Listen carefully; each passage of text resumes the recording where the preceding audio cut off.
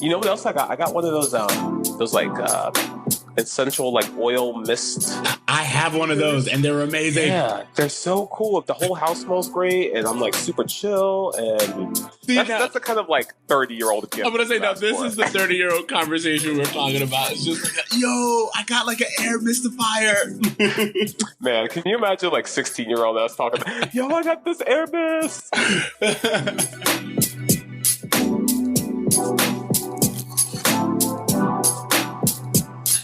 What's up, bros? What up, bros? Oh, welcome to Bro Meets World. What is Bro Meets World? Your Boy Meets World fan cast. I'm Siege. And I'm Tony Curtis. And we are here again for the holiday season. Yeah. Today's actually 2 days after Christmas 2017. So we're feeling pretty Christmassy still, right? Yeah, it's still pretty Christmassy. I mean, like, yeah. I think it's better, too, that we reviewed this episode during the Christmas time, just because there's a lot of things in here that... I don't know. What do you think of this episode? Well, no. So I was interested to see what you thought of it because we've been disagreeing lately, and I thought, like, I personally wasn't like in love with this episode, but I watched so many Christmas movies with my mom, who apparently like a Hallmark Christmas movie, and that's what I think it is that I feel like this episode. Like, if they just tweaked, like, a few things, could have been a great episode. It's not that it was bad. Yeah. It's just that, like, they had the opportunity to do something really cool about it, and it was just, I don't know. To me, it kind of jumps, too. Like, it makes a lot of... I don't know. I feel like now it would have been made into, like, an hour-long special. Or, I don't... Let's get into this. Okay. I kind of want to talk details. So, all right. We are going to talk about this episode, which this episode is episode 10 of season 1, Santa's Little Helper. And the tell me about it of this episode is Corey discovers the spirit of giving is more important than presents. Which, where are you at with that?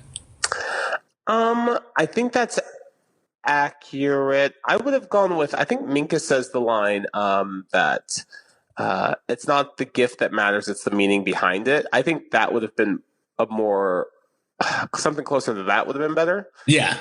It's just like, it's weird because, I don't know, whenever they assign Corey discovers, it's like did he though? You know, I don't know. It's just like in a roundabout way, maybe. Yeah, Corey's discovering things left and right in these Hulu descriptions, but I just don't think he's discovering. Exactly.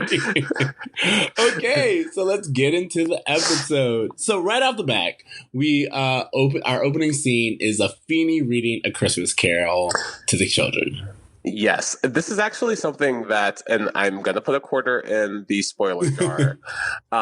This is a tradition, and they actually reference this in other episodes, but I think in one season, in multiple seasons, Feeny reads A Christmas Carol in the Christmas episode. Really? Yeah, like I think in like you'll see like the epilogue of a Christmas episode, like the Topanga Christmas episode where she goes all the way to Vermont for syrup. Yeah, it ends with Feeny reading A Christmas Carol to everyone as they fall asleep, and he's like, you know, God bless us, everyone, and the whole thing. So this is something that they carry on from year to year, the Christmas Carol thing. Well, see, that's so weird because there's so many other. I mean, I guess like the Christmas Carol is like a. At this point in time, a universal theme. So I don't think it's that. I think just Michael Jacobs digs A Christmas Carol. Well, see, that's what I was gonna say. I was like, is he just like really into this, and like that's his family tradition? I think that to Michael Jacobs, Feeny in a cardigan reading A Christmas Carol near a fireplace is Christmas to him, and I think that's what this is all about. All right. So, yeah, you know, honestly, I'm not going to disagree with it. I feel like there are just so many other ways that we've seen Christmas be done now. I actually completely side note, but I really have started watching Luda Christmas from 30 Rock as my Christmas Carol tradition. So Luda Christmas. What's my Christmas tradition episode is the I don't know if you've seen it, the Always Sunny Christmas episode where Danny DeVito comes out the couch naked. I'm all about that. All right, so yeah, I mean, we all have our traditions, and if this is what Michael Jacobs wants, then I guess this is what we get. This is what we get. All right. So, but like, here's the thing. I will say it's kind of expands on that universe of characters in a TV show knowing other points of media, because like when they're reading the Christmas Carol, the boys confuse it for the Grinch, and like, they're like mixing up all of this.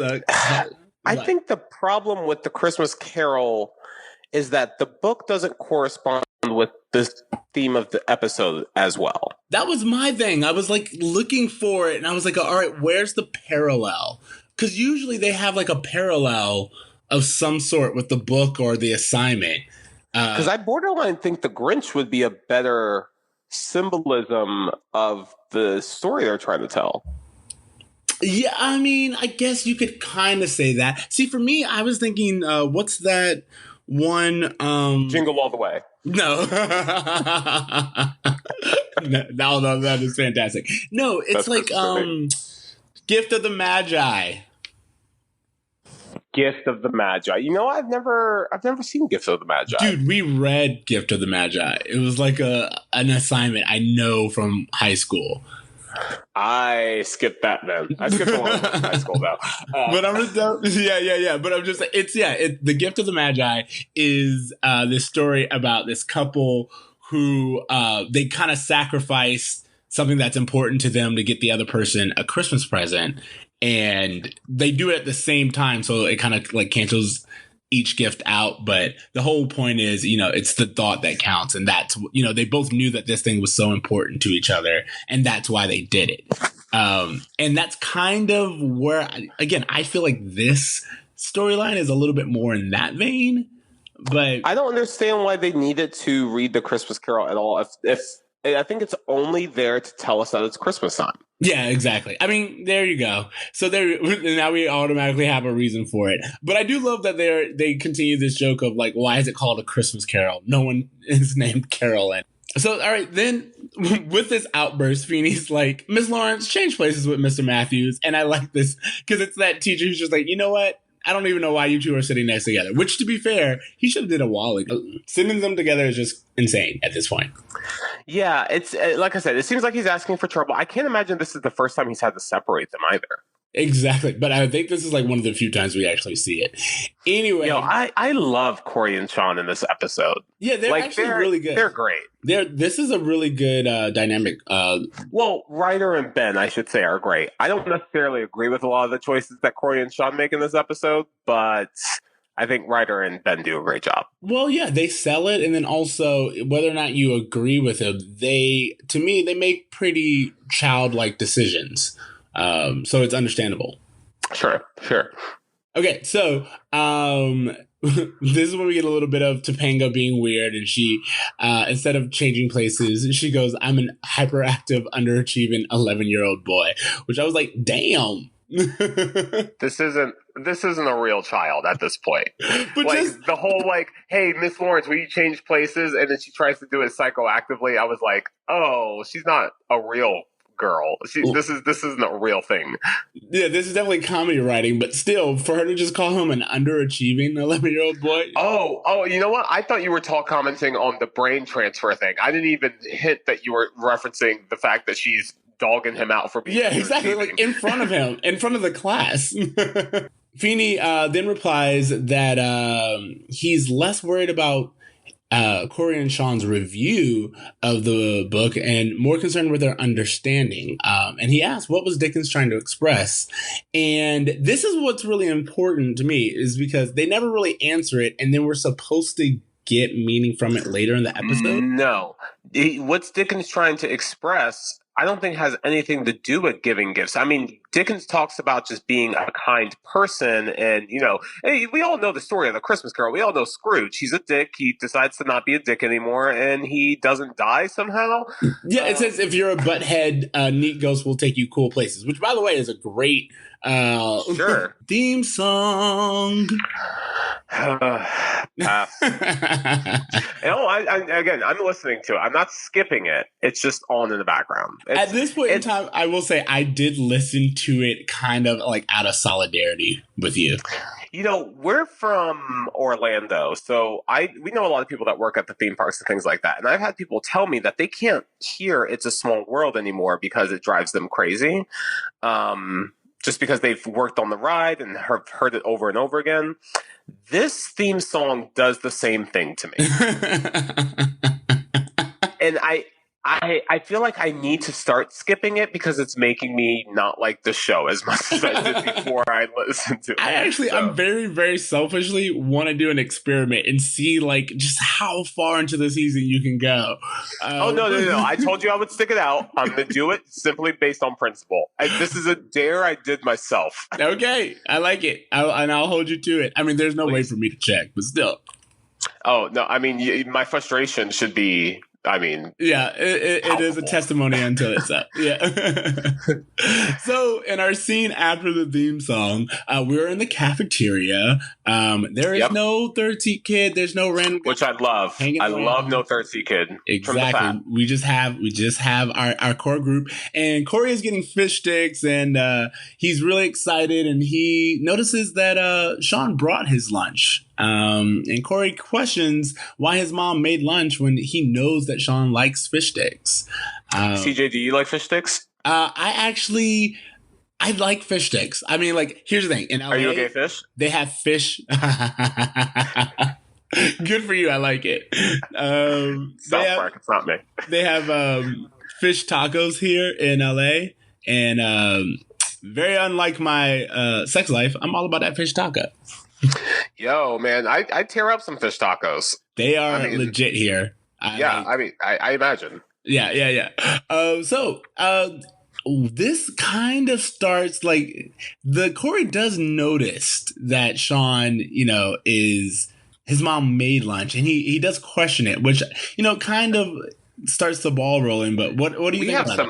We have some very big things happening here. So for the very first time, we are seeing Sean have a storyline that's central. I would say this is his first a storyline that he's it's just really mostly about him and Corey.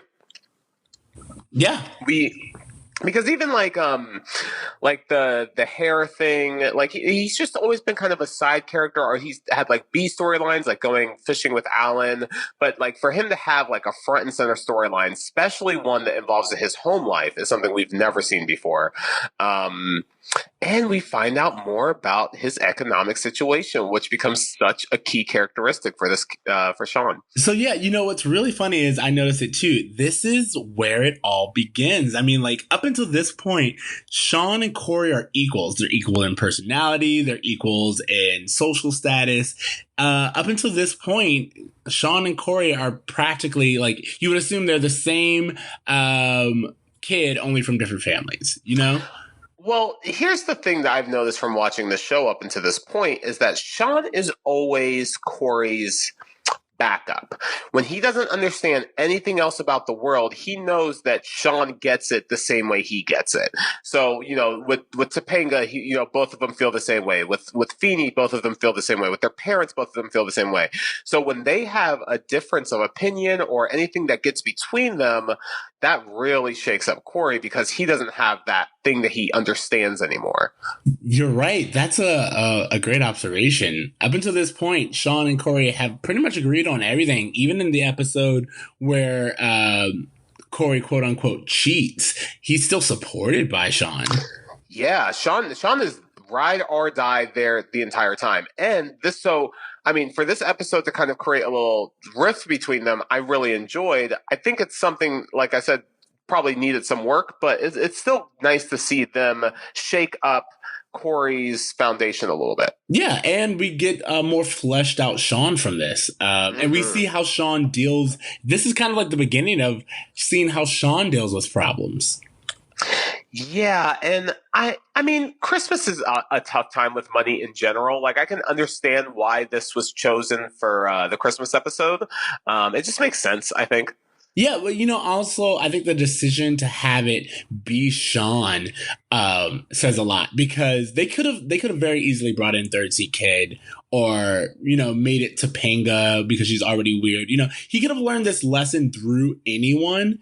And as a matter of fact, a lot of TV shows would have brought in like a special classmate, for us to learn this lesson through. But I think in order for it to really hit home, and in order for us to both develop the world and develop Corey, it had to be someone so close. Well, we did learn in the last episode that Sean's dad is a tire salesman. Yeah. So, I mean, we got that as far as their economic background. That's really all we know of Sean at this point. And that his mom, he has a mom and a sister at this point. Yeah. Well, at this point, he has a mom and a sister, yeah. But tire salesman for his dad,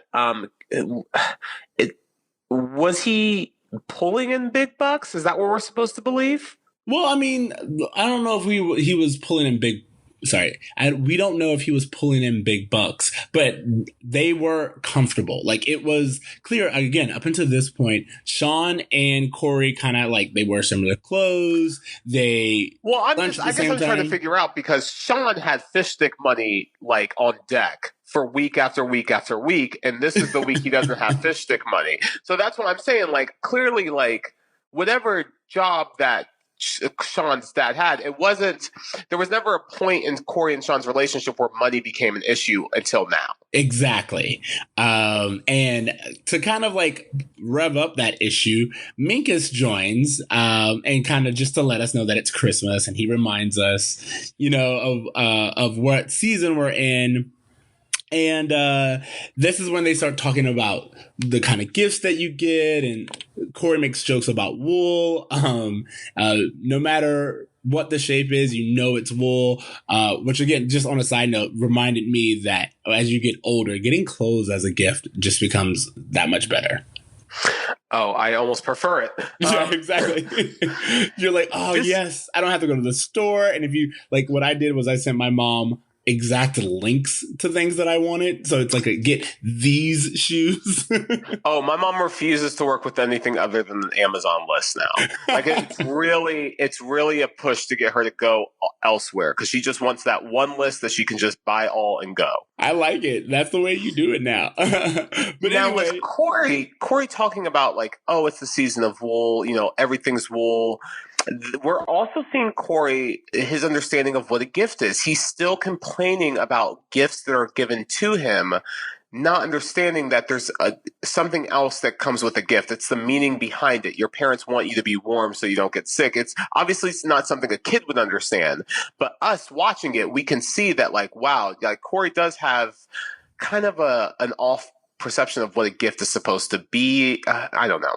No, I agree. Well, I think that Corey is like stand-in for 11-year-old child in general. I mean, because remember, Minkus is the one who goes, it's the thought that counts. And Topanga is like, I agree. But for the most part, we know that Minkus is supposed to be more insightful, and Topanga has shown herself to be more aware. So I think that this is showing that, yeah, there are other viewpoints out there, but at this point in time and at this age, almost every child is a little naive to what the point of giving even is.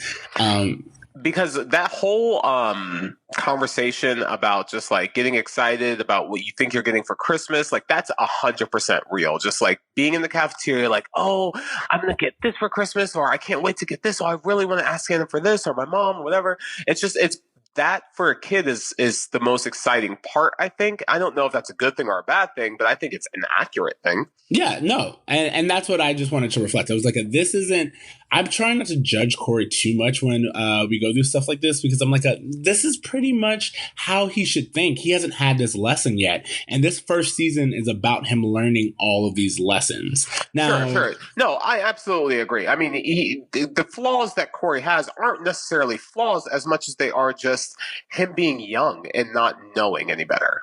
And yet, as I watch this, I'm always reminded of how many adults need to be watching this. Totally.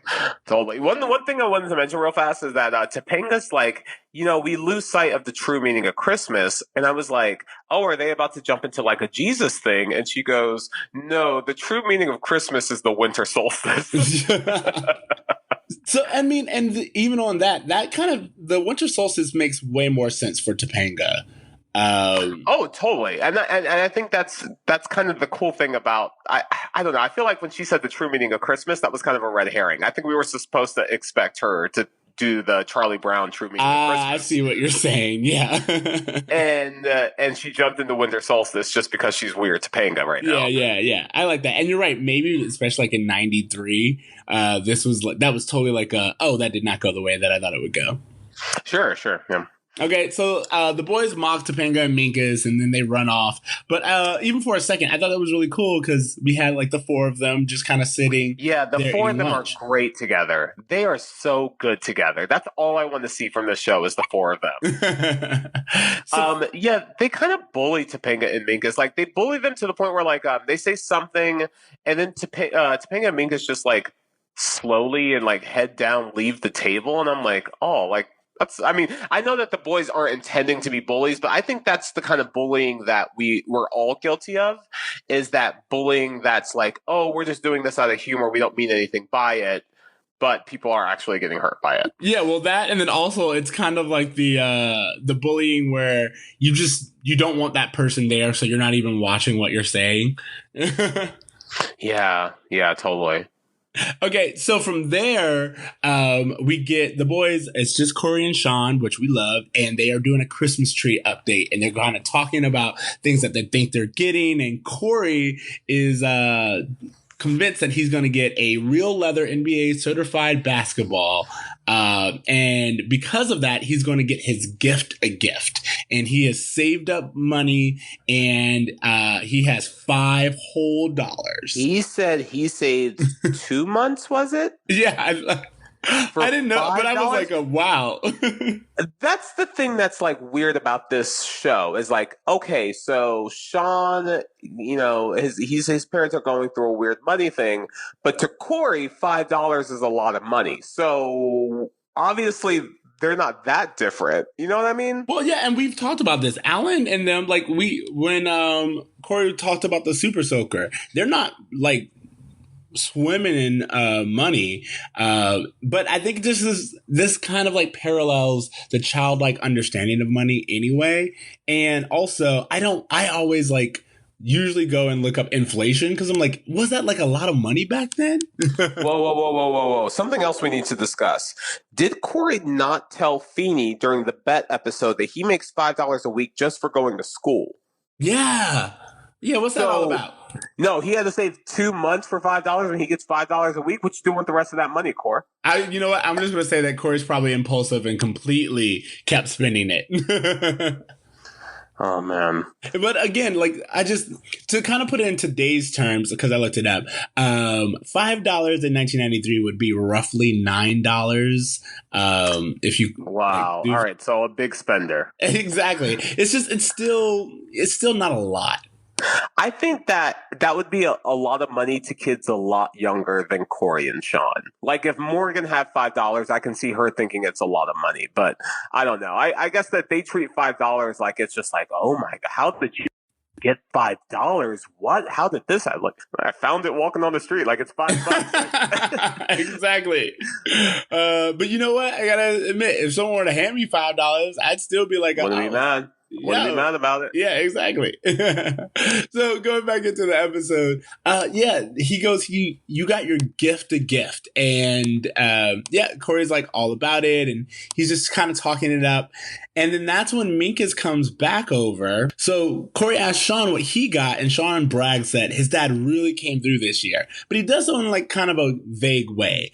And again... Well, because Corey was saying like, I think I got this specific item and this specific item. And Sean was like, oh, yeah, Dad just went to the sports store and bought everything. Yeah, he just went to the sports store and bought everything. And that's, again, it's like this is the beginning of us seeing the hints of the rest of the storyline. Because up until this point, I mean, we had like the lunch thing. But when you see Sean kind of like tiptoe around it, it's just, it kind of brings into light exactly what's going on. Yeah. I mean, I didn't buy any of the crap he was saying about his dad giving him all those gifts. So, yeah, exactly. And then Minkus comes over and says that Sean still hasn't contributed the $5 for how Mr. convenient! Right? That Minkus needs $5, and Corey just so happens to have $5. Lazy ass writing. This was my point too. I was just like, so we literally just heard Corey be like, I have $5, and it was a struggle to get it, but I got it.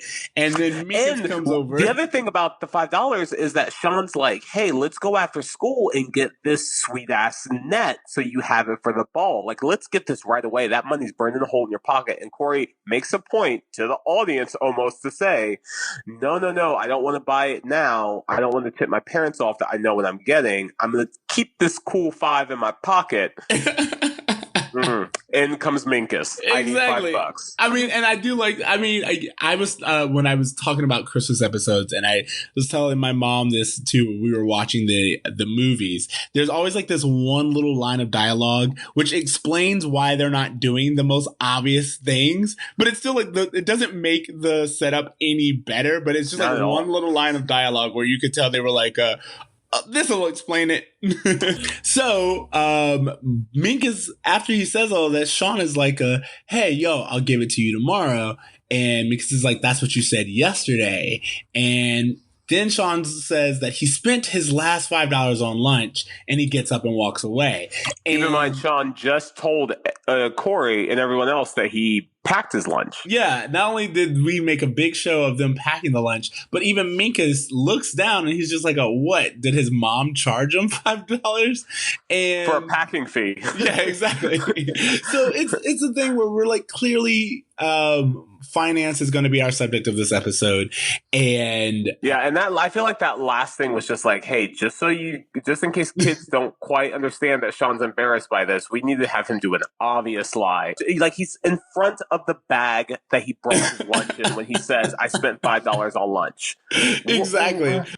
Okay, anyway, next scene we get Alan is working on the Christmas lights, and this is a very typical sitcom dad thing. Not a bad thing, but this is just very sitcom dad of trying desperately to like put up Christmas lights, and like one bulb doesn't work or something short circuits. It's the nod to like National Lampoon. 100%. It's just like, and this is where we get our B storyline, and the whole family is in this B storyline, it seems.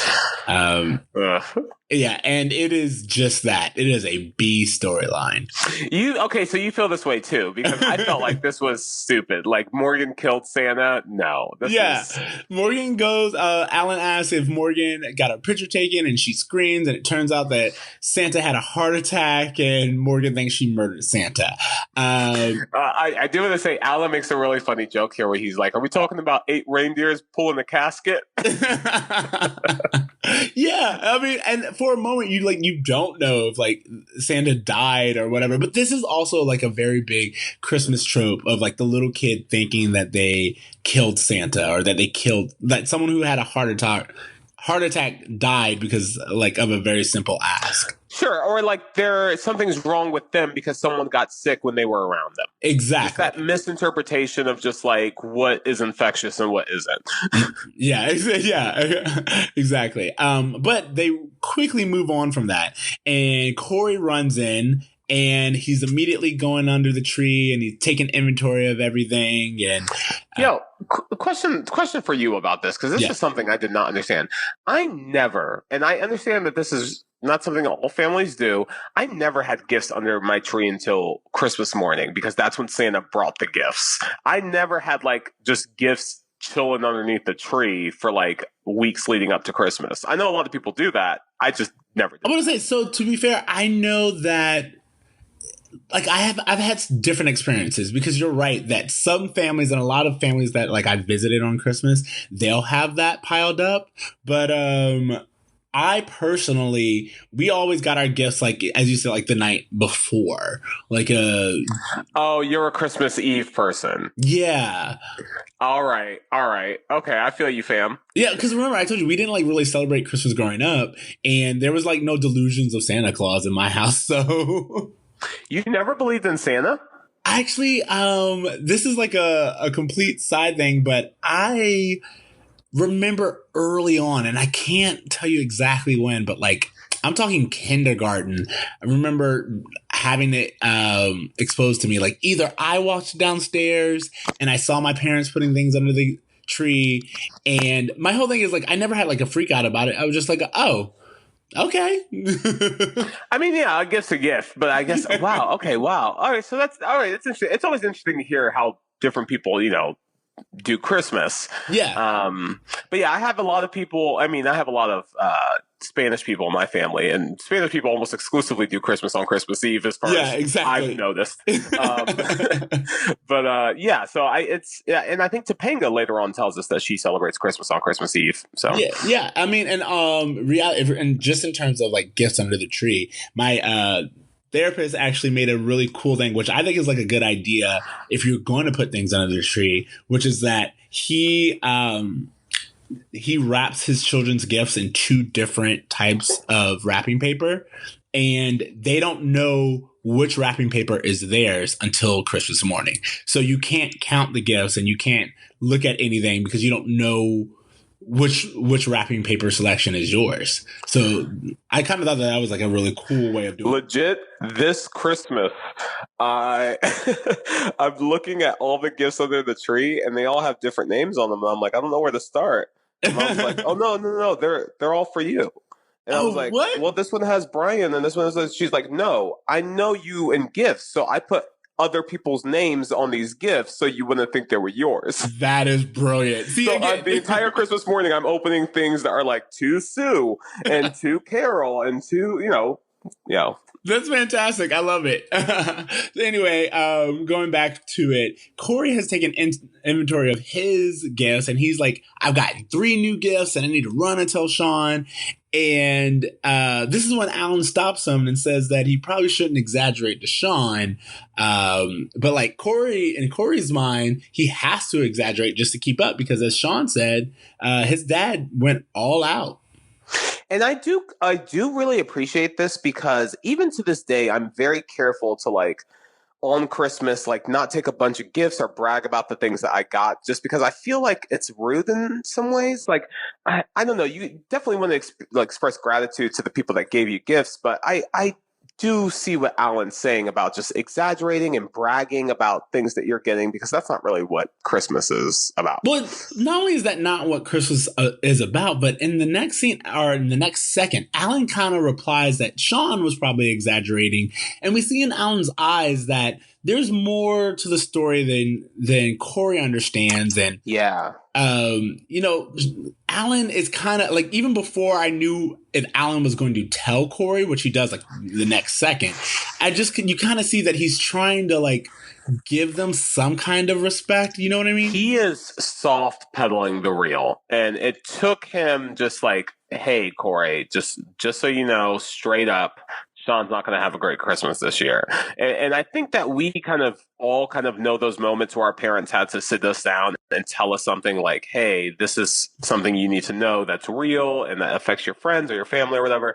Those important conversations where you learn something like, oh, wow, life is hard for this person I know.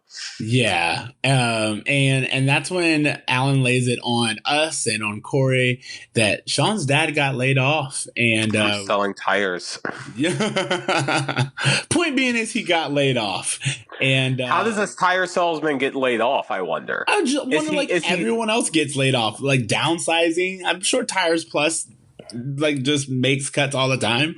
Corey says off of this, Sean's not going to have anything for Christmas. Kind of like Tiny Tim in that story about Carol, which again goes back to the misunderstanding of the Christmas Carol. No, he just blatantly didn't pay attention because not only is the story not about Carol, Tiny Tim doesn't. It's not that Tiny Tim doesn't get anything for Christmas. Tiny Tim straight up dies. Yeah, exactly. So it's this. But he, being who he is, he does, and being who Corey, the type of person that Corey is, Corey does decide that he's going to give Sean one of his presents, so he does have something underneath the tree. He kind of undercuts it by immediately offering one of Eric's gifts, but it's still, the thought. If we were going to go off of the thought that counts, Corey did think of others, and he did consider Sean's feeling. Yeah. I think Corey is very sincere in his oh, Dad, can we give him a gift? I think that Corey cares much more about Sean than he does about any of the gifts under the tree. I think that's pretty apparent. Yeah. Then with the next scene we get is Morgan in the bathroom singing Christmas carols, and Eric, I hated this whole scene, outside the door. And in reality it's so short, and you can kind of tell they just needed something for their family to do, and they needed filler.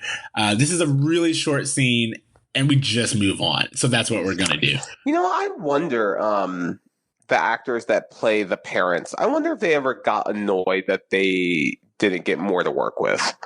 I'm always wondering about that as well, because I've seen so many child TV show parents and other things, and I'm like, are you upset that your talents weren't being used to the max, or are you just grateful to have a consistent job? I think it's probably a little bit of both, but I'm sure it's just that thing of just them going getting the script and just being like, oh, so I'm just helping Corey bake muffins again. I mean, if we really want to go off on this tangent, my sister made me watch Fuller House. And Full House is a whole other bag of worms. That's what I'm saying. So it's if you want to talk about that, that's a show where it's you have people like Bob Saget looking at it and it's what are we doing today? We're baking cookies, or what is this? Well, I feel like Full House, they're just so happy to just be able to hang out with each other that they don't even care about story anymore. No, that's how I feel about Fuller House. Yeah, Fuller House, for sure, yeah. But in Full House, especially at this time, I'm thinking about again, parents who are in child gear. Yeah, because you would have Danny have those conversations with DJ on the bed, because DJ got girls who made fun of her applesauce at lunch or something. Yeah. I don't know. And he's just the music plays and he's it's gonna be okay. Is he rolling his eyes? Does he care about his acting at all? Does he have an actor secret? What's his... Yeah, exactly. And that's what I'm just saying. So when you're talking about storylines like this, I do wonder, just the actors and actresses that we see, they always seem very grateful and proud of their role as the Matthew parents. But I do wonder if Amy and Alan kill it in everything they do. They're fantastic. And I mean, maybe just because I'm 30 now, I'm thinking more yo, why isn't this talent on my screen more? Why am I seeing Minkus squeak out lines when these guys are sophisticated actors? I get it. It's a family show. I'm overthinking it. That's what we do here at Brumley. You right. Yeah.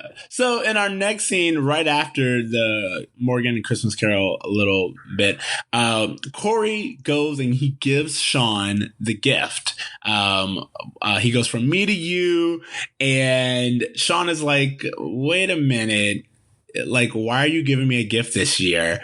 We never trade gifts. And Corey kind of is just oh yeah, I thought of you and all this other stuff. And it's very uncomfortable when someone gives you a gift when they Like if you don't have anything back to like if you weren't expecting it and you don't have anything to give them, it is that feeling of just like I feel very odd and weird See, about all of this. and that's weird for me because that's not how I am at all. Like I love like giving gifts or like doing a just because. No. Giving gifts is awesome. I'm saying that to receive an like a very nice gift from someone you weren't expecting, it's just I feel pressure. I feel weirdness. I don't know. Maybe I'm alone in that. No. I mean, you're clearly not because Sean is exactly like, what are you doing this? And he says this is a line of like, best friends don't lie to each other. And I think it's because Sean really, he knows that Corey knows. Sean's been lying to Corey this entire episode. Exactly, and which is a very good point. Like, so what point are you trying to make, Sean? You literally spent the whole half of this first episode lying to me. Sean, is there a sports store underneath your Christmas tree? Because that's what you told me. Which would be the sassy comeback we have now if this was written today. But yeah, no. He goes, I got you this gift because I didn't think you would get a lot of gifts this year. And this is when, again, being very stereotypical dude, Sean insists that his dad got him 2 basketballs and he's sticking to his story. 2 basketballs. Can you imagine such life of luxury? And then that's when Corey hits him back with the best friends don't lie to each other. And this is when, which was stolen by Stranger Things, by the way, from this episode. Are you serious? I'm throwing that out there. Yeah. Internet, okay, you can't just say things like that. We are a podcast dedicated with like internet. Prove me wrong. But anyway, Sean plays dumb and Corey is like, yo, I know your dad got laid off. And this is when I think Sean just worries that Corey's going to tell other people. And they get into this fight. And then that's when Sean says he doesn't want Corey's charity. And well, let's talk about this because it's not that. I mean, they get into a tiff for sure. It's Sean understands that Corey's not giving this gift for the right reasons, and right off the bat. But like, why is he not giving him the gift for the right reasons? Corey actually didn't expect Sean to give him anything back. I don't think it wasn't a gift back that he wanted. It was that here's my gift. Don't you love me? It's what Feeney later on comments on about, giving a gift, not expecting a thank you even in return. Like it was, he wanted to feel like he did something charitable. He wanted that feeling for him, not to actually do it. Yeah, and you're right. I get that. That's a very good point, and that kind of correlates into what Feeney says in the next one, which is that you wanted to give the gift and you wanted to be thanked for it and, all this other stuff. But in reality, looking at it, Corey, honestly, in my opinion, he gave them the basketball with 0 expectations other than thank you for, thinking of me. Which again, I have to admit that is short-sighted because it completely goes around the fact that Sean has been lying and is clearly embarrassed by this. But I mean, I think that Corey, I mean, obviously it doesn't have the emotional maturity to understand that he probably shouldn't be pushing Sean on something that he's sensitive about. Yeah. He's a kid. What are you going to do? Yeah. But then that's when Corey says that Christmas is about charity. And then Sean runs off and Feeney has like shown up in the background because of course the boys are in the backyard and Feeney was like working in his garden because that's all he ever does in his free time. And Corey turns to Feeney and he's like, well, I can name one 6th grader who didn't pay attention to A Christmas Carol. And Feeney's like, yeah, I know one too. And then that's when we really hear Corey again, Feeney kind of echo the message of a real gift is given without expectation. Yeah, and I think that's really, I don't know. We'll talk about it more when we get to the lessons portion, but I feel like that's more something that Corey needs to understand before he's able to make that connection with Sean that he wants. Yeah, but kind of going back to what we said earlier, how does this reflect in A Christmas Carol? Like in A Christmas Carol. Oh, not at all. Again, the Christmas Carol thing is so throwaway compared to the rest of this episode. And it sucks because Boy Meets World is usually super on point with that. This is what I'm talking about. Like The Gift of the Magi, or even if you want to talk about The Grinch, which we mentioned earlier, those stories make way more sense in this context than A Christmas Carol. Scrooge completely only gave gifts and changed his behavior because he thought it would change his outcome. Yeah, 100%. And I mean, the basketball thing, can we talk about that? Yeah, Why is this such a huge gift? I think it's just no. You're right. In a way, you would expect it to be like a baseball, like a Super Nintendo would be like a gift. Like basketball. I think basketballs are mad regular. Like I could get basketballs anywhere. Well, that is now we live in the land of plenty, and then also, I think at the time. We are talking, we've kind of established that especially Corey and Sean, when they're together, they are very old fashioned and baseball is like their number one thing. This is the first episode in the season we haven't heard dick about baseball. Can we celebrate that? Can we talk about that at all? Like, I am thrilled. It's a Christmas miracle. All right. So in our next scene, Morgan's finally out of the bathroom, and they said that they coast her out with psychology and bribery. And then this is when we get into a little part of the B storyline that I definitely want to talk about. Morgan says, where's the mean elf who called her a demon child?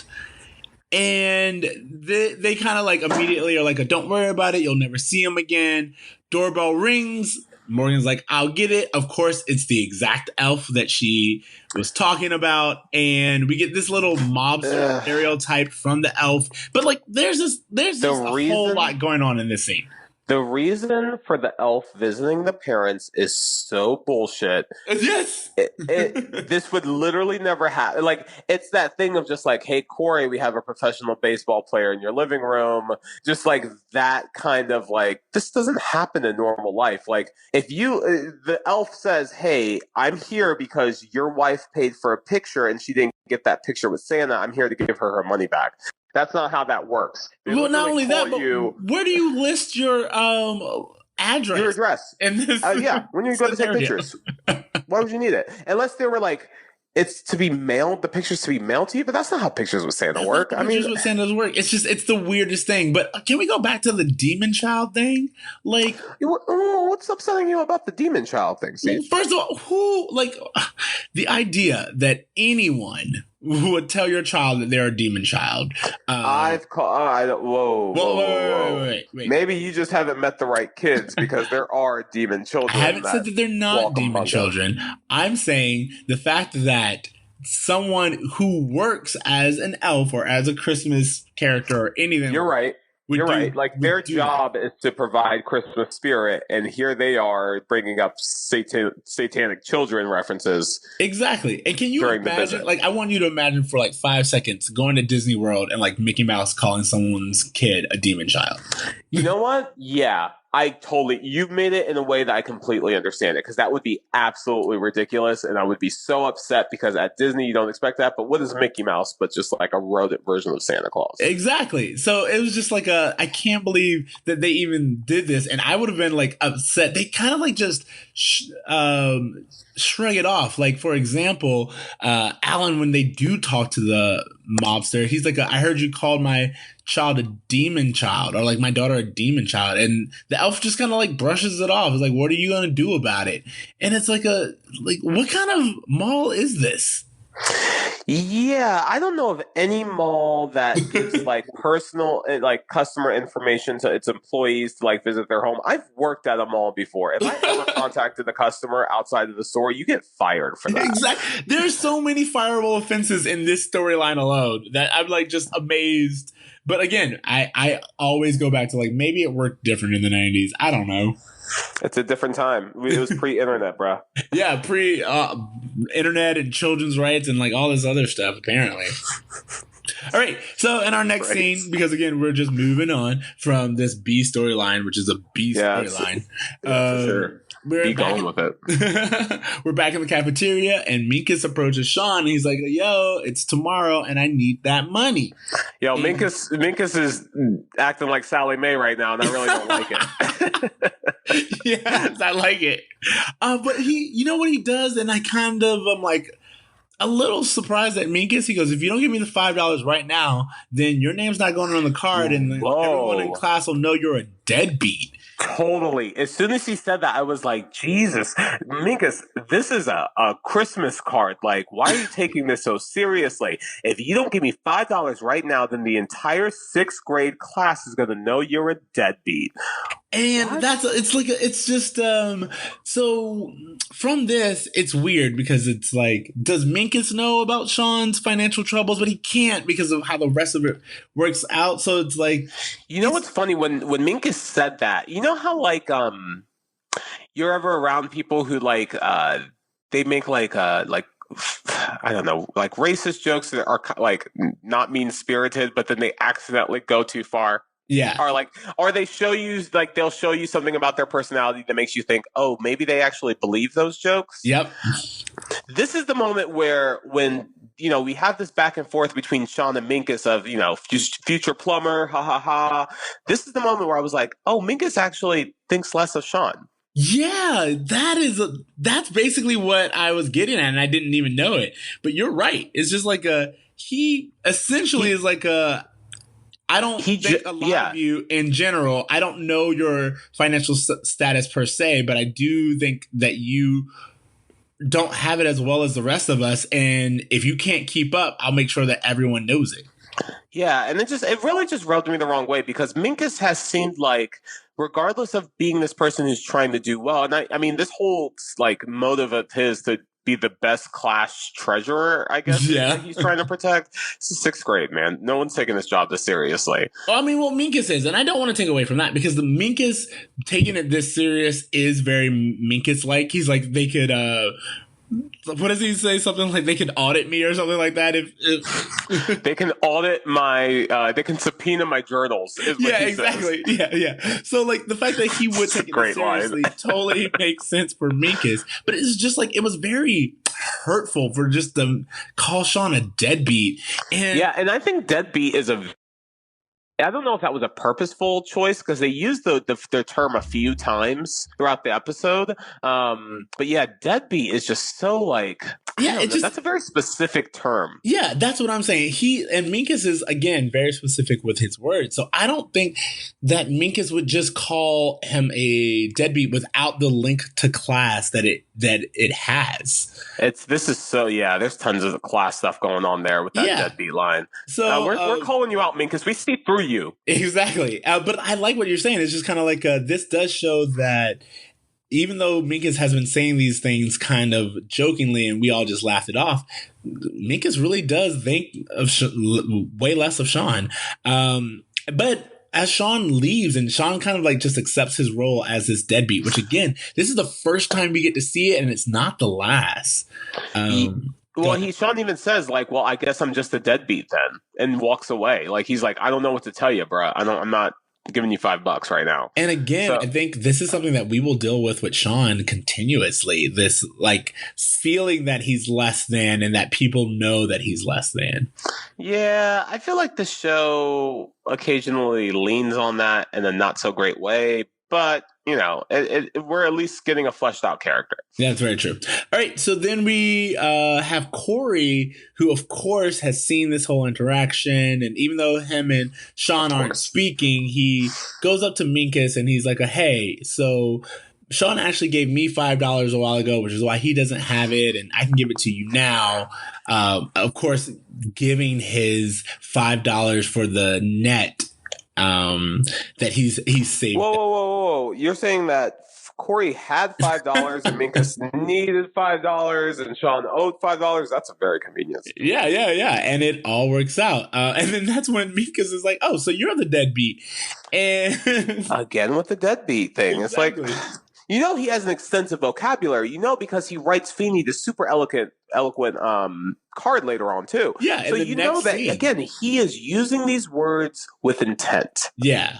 And I kind of feel like he's using these words because he knows that the boys don't even understand exactly the connotation behind Yeah, it. you always kind of feel like he's talking down. There's a lot of pretentious. Yeah. So Minkus, in the next scene, Minkus gives Feeny the gift, and we see it, and I do like it. It's like an encyclopedia or a dictionary or something like that. And I just laughed because it's like again, the internet has made all of these things obsolete. Yeah, I don't understand why the dictionary was chosen as a gift, because I have to imagine that if Feeny owns anything already, it's a dictionary. Well, but I have to say that only because I watched a lot of older TV shows where they do this, where they have like, remember, every year would be like a new volume, or like even now how Merriam-Webster has like their word of the year and it's added. Back then, you would have to get like a brand new dictionary. So, remember, like watching TV and you'd see like encyclopedia salesmen that would go door to door. Exactly. It's like, what the hell was that? There's an entire episode of Friends about it, about how Joey talks to this door to door encyclopedia salesman, and he can only afford one of the books, so he gets the letter V, and he's read it front to back, but he only wants to talk about things that are in the V volume, and it's just which is a great episode. Can you imagine if Wikipedia came to your door and was trying to sell you like paper copies of their shit? Like, well, just so everyone knows, this is pretty much just kind of put that out there. This is what net neutrality is trying to do, making it to where like if you want to go see the letter V, we have that for like $5. But if you want information on like the letter T, that's going to cost you a little bit extra. So we want that T information, net neutrality. We do. So everyone be aware of net neutrality. Just keep on. You can't do anything about it, guys. Just sit back and enjoy. So anyway, all right, moving on. Feeny reads the card and he goes, "Oh, look, here's Minkus all the way down to Mr. Hunter." And so glad that Sean's name was last, so that it would be read out loud for the purpose of the story. For the purpose of the story, and which Minkus said earlier on, he was like he was the last one on. So he'll be the last they one for sure had to say they wrote the script and then they went back and added that line. I told you, there's that one little line which is like, oh, this will explain it. This gives reason for it, but. With that, of course, Sean doesn't know this at all, and he's, kind of relieved to hear his name on it. And class is dismissed, and Feeny has this whole thing about like, make sure you read the assigned books over the break. And Corey's like, no one heard that. No one heard it. Which I like, and. But Sean stomps Minkus right after. He's like, yo, thanks for putting me on the card nonetheless, which I have to admit, according to Sean, Minkus was the kind-hearted one. And he took the time to thank him, which I think is amazing. And well, I think that in this moment, like Sean, from like this point on, becomes the Sean that we fall in love with, because when he is pushing people away, when he is feeling really angsty about something, I don't actually think he comes off as very likable at all. In fact, I think he comes off as extremely unlikable during those times. But when you finally get through the walls of Sean Hunter and you kind of see him just having a more of a human moment, that's where Sean is great.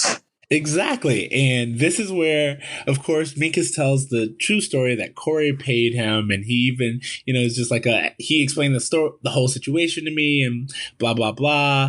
And it dawns on Sean that Corey did this and that he gave up his money and he did it without expecting anything. And so we kind of get this closing of the lesson that was supposed to be learned, and then Sean's like, yo, Minkus, Merry Christmas. And Minkus is even like, really? Like, you really want me to have a good holiday? And he was like, yeah. And so I just think that was really cool. Yeah, it was nice that they had that moment between them, because clearly with the deadbeat line, there was some beef between them. So it was nice. Also, throughout the season, we've seen them kind of make fun of Minkus. So there is this like moment of sincere, not friendship, but just, And you know what? Maybe that's the thing that I'm missing. Maybe it's that, not that Minkus believes that Sean's a deadbeat. It's just that Sean is so relentlessly picking on Minkus all the time. Maybe it just kind of was that moment where he had the upper hand and he kind of felt it. Yeah, that's a great way. Look at us. We come full 360 on Minkus. Oh man. But yeah, because in this moment you can kind of see like he's not a bad kid. Sean's not a bad kid. These are just kids just trying to figure things out. Exactly. And speaking of kids figuring things out, in the next scene, Sean has brought Corey a Christmas gift, and it's a basketball net. And this is when I like the little exchange, because I would have done the exact same too. Sean's like, for my basketball. And Corey's like, your ball, you threw the ball in my face. He goes, oh, so every time you miss a pass, we aren't friends? And they just kind of like brush by it, but there's like this sense of forgiveness and yeah, they've totally made up. I mean, this is the first fight we've seen of Corey and Sean. It won't be the last. Typically, their fights have to do with they hardly ever have to do with girls. They almost always have to do with class issues. And I think that, every time, we see Corey and Sean make up and get back together, we as the audience are rooting for them. We want their relationship to be well. We want Sean to kind of get over his issues so that he and Corey can have a successful friendship. But see, I think that God, I have some doubts about this.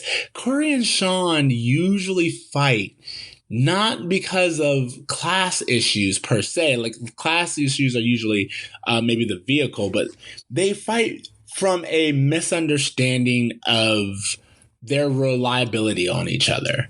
Like, yes. And to me, that's what always upsets Sean the most, is that Sean or Corey, to be fair, they're usually like, I thought you understood. I thought that you knew how to handle me or how I would handle this situation. And instead you behave differently, and you've treated me in a way that I expected other people to treat me. Yeah, I think that when this happens, where Sean gets the basketball initially, everyone kind of talks down on him, and he kind of feels like the world's out to get him. So for Corey to kind of, in a way, it's in Sean's perspective, Corey's joining that bandwagon. Exactly. Yeah, that's tough. That's tough stuff, Sean. All right. Can we talk about one thing real fast? Yeah. Why are they acting like they are the only kids in this damn neighborhood with a net and a ball? Like, they make this, they're like, oh yeah, well, you're the only one in the neighborhood with a net, so yeah, we have to play basketball here. Really? Yeah.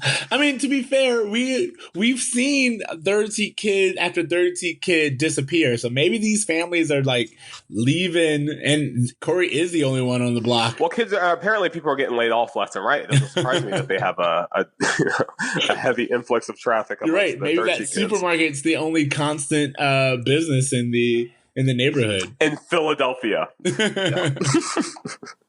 So the boys kind of make up, and then they play ball, and it's a nice wholesome scene. And then in our next scene, we have all of the Matthews family together. Sean, they invite Sean to stay over, but he says he's going to string up lights with his dad. And he goes, I think they asked him if he's going to be all right, and he's like, when you have friends, you can get through anything. He leaves, and at that time, the family's together, and we get a little tap on the back of the door.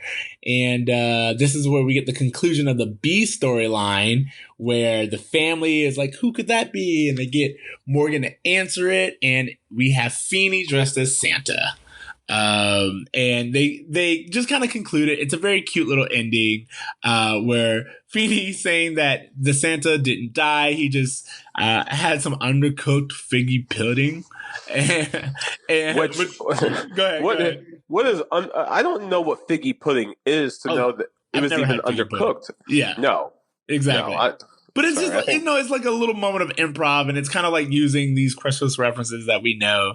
And they all gather around for a photo with Santa, because they never got their photo with Santa, which we heard earlier. Yeah, that's very true. And then that's when Morgan asks why Santa looks like Mr. Feeney. And you have like a whole sitcom joke freeze frame, and that is our episode.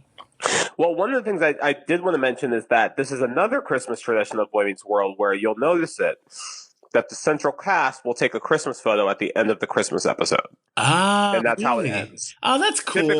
Typically, I mean, and every now and then it's funny because you'll see like a character that's only there for that season, Mr. Turner. Like, there's no reason for those people that just are in that. But yeah, they'll take a big Christmas photo. Hey, everybody got around, we'll take a Christmas photo. It's a tradition of the series. You know what? I kind of like that. I do like Christmas photos and things like that. So I think that's adorable. Yeah. So, all right. So let's just go into our Feeny Taught Me segment and discuss the lessons from this episode. What do you think the main takeaway of this episode is? The main takeaway, I think, is the gift you give isn't important as the reason why you give it. Yeah, I would agree with that. I mean, just by like rephrasing it, I would just say that you give with zero expectations. I think that's the takeaway. Well, yeah, you only get what you give, according to the New Radicals. I'm going to ignore that and just keep moving on. Okay. It's not good enough of a point to end on. But no, yeah, I think that's a lesson. I think that Morgan, I don't know that Morgan learns an episode. I don't know that anyone else in this episode. Well, Sean learns to just kind of accept charity. I think that was something that was really hard for him to do. Yeah, I think that's a very good for Sean. It's just like sometimes, I think, it's like sometimes you got to let your friends help you out. Well, you really kind of have to let your ego aside when you're accepting help from someone. Like when you're in a bad position, like sometimes it's hard to kind of like, you know what, I do need help. And clearly Sean loved the idea of having the basketball, but he just initially felt weird about getting it. So yeah. I think him learning to accept help is just as big of a learn as Corey learning what a gift is. Yeah, but I wanted to just echo that none of this is reflected in the Christmas Carol. No, not at all. Not a single one of those lessons can be learned by it.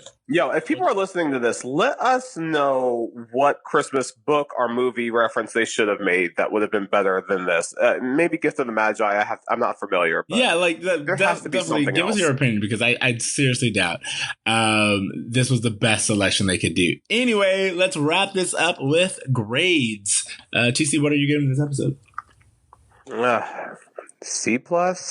Yeah, honestly, I was only going to give it a C+ too, but I want to point out something.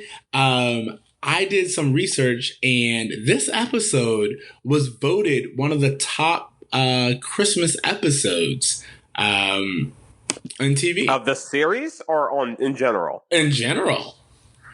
No, that can't be true. Yeah, this series has better Christmas episodes. Yeah. Hold on, give me 1 second. Just because I had it and I don't know where I put it, so give me a second. Who put this on that list? Like, there's so many great Christmas episodes of television, period. I would definitely not include. This must be on, like, how far down does this list go? Is it like 500? No, I'm going to tell you right now, Santa's Helper is, first of all, it's rated really highly on IMDb for anyone who wants to go check that out. And then after a little bit of Googling, I can tell you that, yeah, in 2010, the Huffington Post listed this as one of the top Christmas themed episodes of all time. Huh. Yeah. And I was like, I don't see it, but I mean, I don't see it. I don't see it at all. And even like, and I know that we're overanalyzing and we're really expecting a lot from these characters that, at least it's hard for me to watch this separately from what I know of the rest of the show. I still don't see this as being like, hey, it's Christmas time, we have to watch this episode. Yeah, and I agree. But as we said earlier, you guys tell us what you think. To kind of wrap this up, thank you so much for listening to Bra Meets World.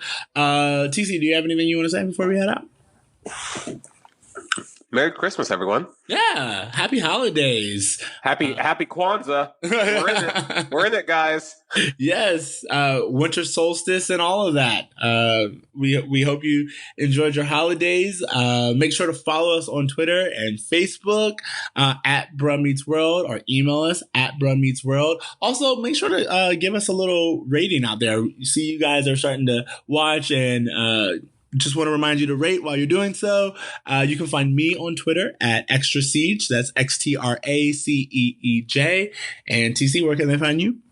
Well, I mean, for over a year, I've been keeping up with Anna Kendrick retweets non-consistently, so feel free to dive into that.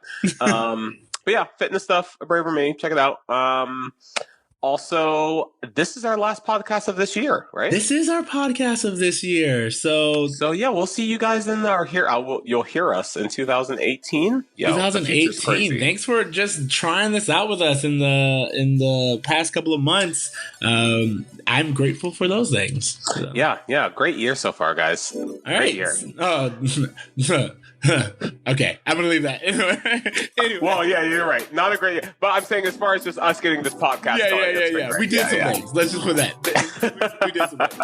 But anyway, again, thank you guys so much for joining us. Remember to dream, try, and do what, TC? Just do good, guys. Do good. For the sake of Christmas, for the sake of Morgan's dead Santa Claus, do good, guys. All right, later, bros. Later, brah.